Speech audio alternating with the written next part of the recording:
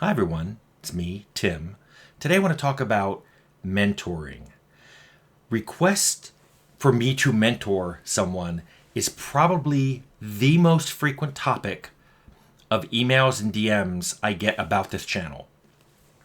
And I turn them all down, and I will tell you why later. But I totally understand the impulse to ask someone to give you advice, to warn you of some of the pitfalls coming up. And I get it. I've mentioned several times on this channel that I wished I had had a mentor, both professionally and personally, when I was younger. I really could have benefited from having someone who was older and wiser and more experienced to just tell me how some things work in life, in business, in game development. It all would have helped me a great deal. And interestingly, I think I was open to it. I look back at my early projects and how they would have been better, and I totally would have been open for someone to give me that advice. But my first project, when I worked at Pegasus Software when I was 16 years old, later turned into Cybron, I was 16 and everyone else who worked there were a few people in their 20s, most people were in their 30s, and I think there was even one or two people in their 40s. None of them had made a game before either. So we were all kind of in the same boat. And it was 1981. It wasn't like there was a lot of experienced people in the industry. The industry had been around since, yes, there had been video games earlier than this, but the industry had been around less than 10 years. Our first game, the game I got hired to make tools for, was games played on a cable set-top box. Something I would never do ever again after that, but that I had no experience with. And they were still figuring out. And there were some very restrictive rules on how to make art and how to do the code and what kind of inputs you could get from the controller and what kind of lag there was on the controller.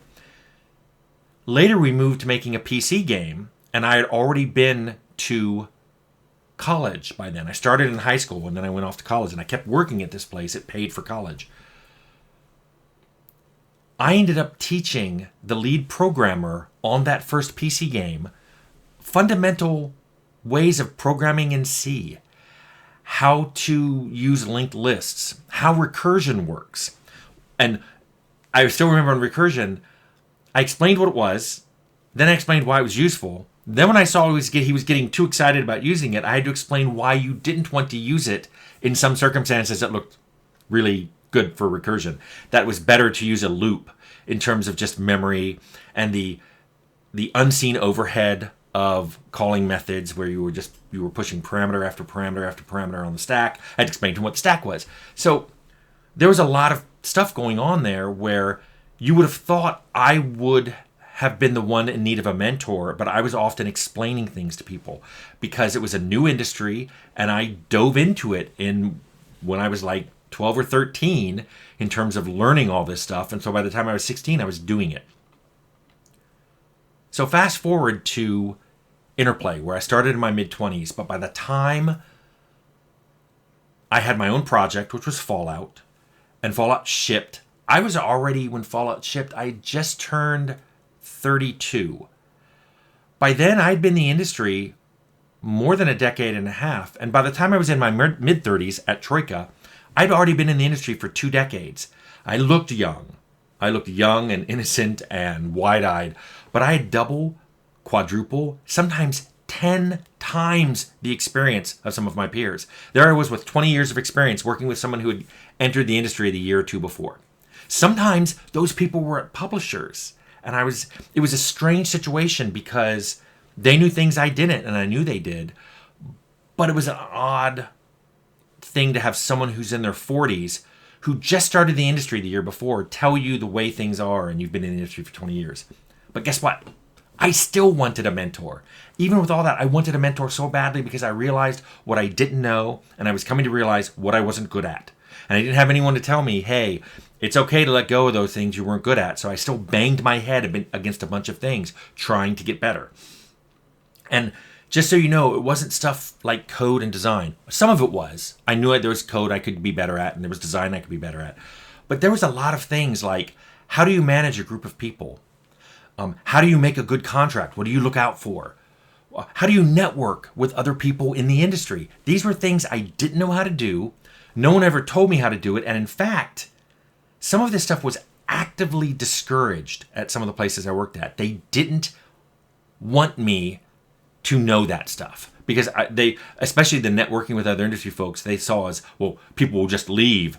And I realized later, it's like, yeah, if your company doesn't compare well to other companies, I can see why you wouldn't want people to talk to other companies and find out that it's better over there. They're paying them better. The insurance is better. They don't crunch them as much. I can see why you wouldn't want them talking to them. But that's not the kind of mentoring I was looking for. I just wanted to know, like, what techniques do you guys use? What do you use for source control?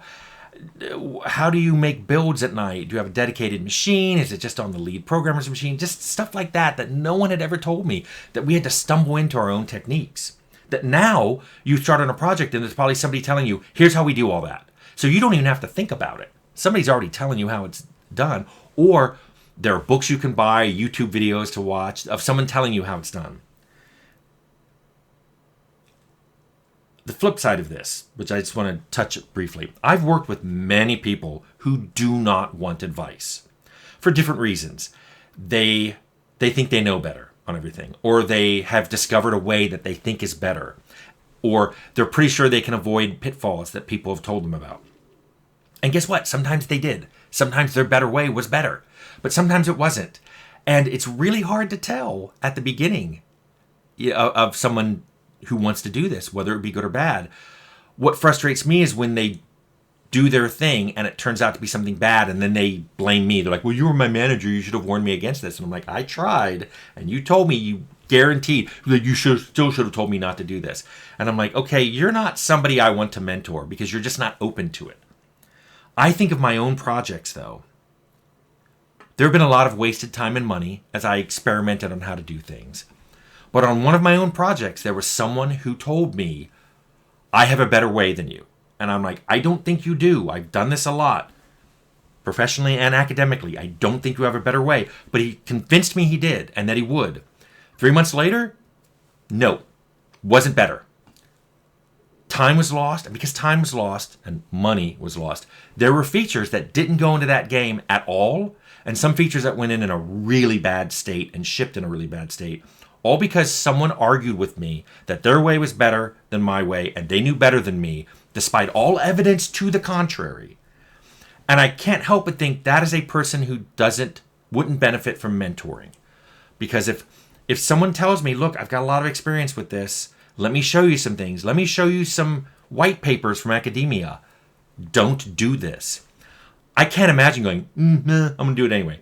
But I've run into people like that. And so mentoring isn't for everyone.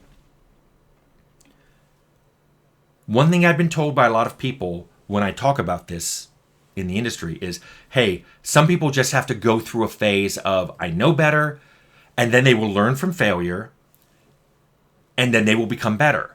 And I said, I see that, but two things I always respond with. One, learning from your own failure costs time and therefore money, and it's often not your time. And it's often not your money. If you're an indie solo developer, knock yourself out. Learn from failure. I think it's one of the best ways you can learn. But if you're learning from failure on someone else's dime, there's an issue there. Especially if they're warning you not to do this and you resist and then you still waste time and money. Also, I think it's very, very commonly overlooked that you can learn from failure, but it doesn't have to be your failure. You can learn from other people's failures. You can read postmortems.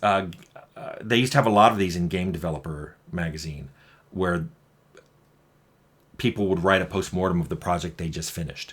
And you had to read between the lines because a lot of them said the same things like, we designed more than we should have, and we overscoped, and we misestimated. It's like, yeah, that's like the rubber stamp postmortem. Everybody does that. But you have to look for more things like, there was someone on the team who was hyper negative about everything and we didn't get rid of him early enough. Or our manager sent us down some blind alleys because his ego got in front of his game direction. These are all things you have to watch out for. And also I want to recommend this. Don't look at mentors in the light of they're saying, look, I'm right, just shut up and do it. Look at them as, look, I've failed. I've done things in the area you're doing them in. I have failed. Learn from my failures. If I tell you you're driving on a road and there's a pothole ahead, don't just speed up and think, I'm a good driver. Maybe you want to switch lanes. There's a pothole in the lane you're in.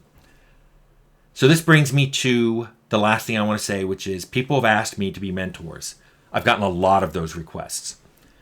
These requests have ranged from, will you please read my design doc, to will you play my game?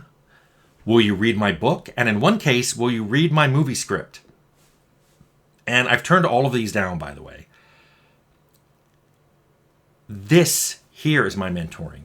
This is a way for me to get the message of how I think game development should go, what kind of mind state you should be in, what your POV should be, or if you don't want a POV like mine, because I talk about a lot of games from my POV, understand my POV and develop your own. But don't just wander around with a vanilla POV, because then you end up with vanilla games, very bland games. Figure out what kind of toppings you like on your game. And do you like fudge or caramel sauce? You got to figure that out on your own. Sorry, everything's a food reference with me. I'm very, very hungry right now. And the best part about this being my mentoring is you don't have to listen to it. I've seen people, I saw on a forum somewhere where go, this guy talks a lot. And somebody went, why are you listening? Does he come into your house and punch you and make you watch YouTube? But what I love is some of you are following this a lot, even if you don't agree with everything I say, which is absolutely fine and healthy. But some of the things I say make you go, I didn't think of that. And that's awesome. And I know some of you will follow what I'm saying, and that's awesome too. So this is my mentoring. I think it is helping people, and it's helping a lot more people than I could help one-on-one mentoring, even more than I could do from teaching a class at a university where I might get 30 students. There's 165,000 of you subscribed to this channel, and that's only about half of my views on any video. So I'm hoping a lot of people are listening to this. You don't have to agree with it all. You don't even have to do it the way I did it. But I hope it helps you in the same way that I think a mentor would have helped me 4 decades ago.